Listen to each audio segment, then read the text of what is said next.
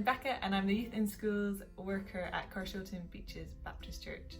It's great to have you back this week and to think about something a bit different. We're 2 weeks into the new year, which is super exciting, and I'm wondering if you set yourself a New Year's resolution. Secondly, I wonder if over the past 2 weeks you've managed to stick with it. I'm also the person who often gives up and throws in the towel before even the end of January when it comes to New Year's resolutions.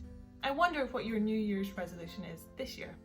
Maybe you want to learn a new language, maybe you want to learn to play an instrument or a new instrument, or improve playing an instrument you already play. Maybe it's something to do with fitness or health. Maybe it's to do with trying to learn a new skill, something crafty or cooking or something completely different. All of us will have different New Year's resolutions and different goals that we might want to achieve this year. For me, personally, I am hoping to improve my French skills. If anyone has any top tips, send them my way. But what makes this year different? For me, the person who always gives up their New Year's resolution by the end of January. Well, this year I've got 3 things that I hope will help me, 3 tools, 3 strategies that will hopefully help me get a bit better and get at least a little bit further through the year without throwing in the towel. So what are these 3 things? Number 1, make it a part of your routine. Make it a part of your day-to-day. I know this probably sounds really obvious and you must be thinking, of course, make it part of your routine.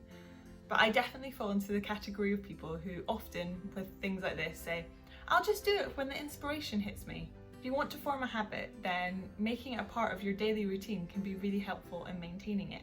This is something that we see in the Bible as well. If you look in the Psalms and you read Psalm number 1, we get this picture of someone who is in love with the Bible, who reads it. He knows God's word really well. And this isn't just a he reads the Bible when inspiration hits him kind of person. In fact, he says he meditates on God's word day and night.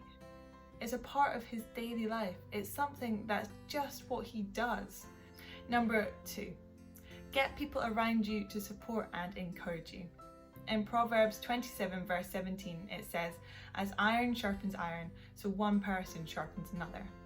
Having people around us to encourage us when things get tough can really help us keep going with the habits that we're trying to form. But also having a friend who can challenge us if we've kind of slacked off a bit or taken some time off. And a friend who will actually celebrate with us when we reach certain milestones and achievements. I know for me, when I've tried to accomplish difficult things, having a friend next to me to support me, to challenge me and encourage me, makes a task seem so much more doable. Number 3, be patient. I really struggle with this one. But patience is littered all throughout the Bible. Specifically, we read about patience being one of the fruits of the Spirit. That means it's godly. That means it's something that when we become a Christian, God's going to grow that in our lives. And by being patient, I don't mean we just sit around and wait. But I think in this case, it's about being patient with yourself.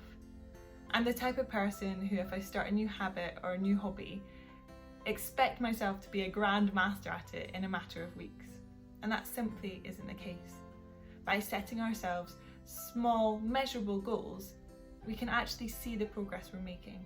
And actually, if we don't quite meet those targets we set ourselves, it's about being patient with ourselves, giving ourselves some grace so that we can carry on. Sometimes if we set unattainable goals, we can look at the progress we've made and feel like it looks minimal, if at all anything. But actually, when we're patient with ourselves and give ourselves time to grow and develop and recognise we're not going to be an expert within a couple of weeks, that can help us feel more encouraged. In the long run, it helps us carry on with that habit we're trying to grow. I hope these 3 things will help you this year. I hope they help me as well. I can't wait to chat with you all and find out what your New Year's resolutions are this year. Why not leave a comment below about what your New Year's resolution is this year? Have an amazing week and I'll see you soon. Bye!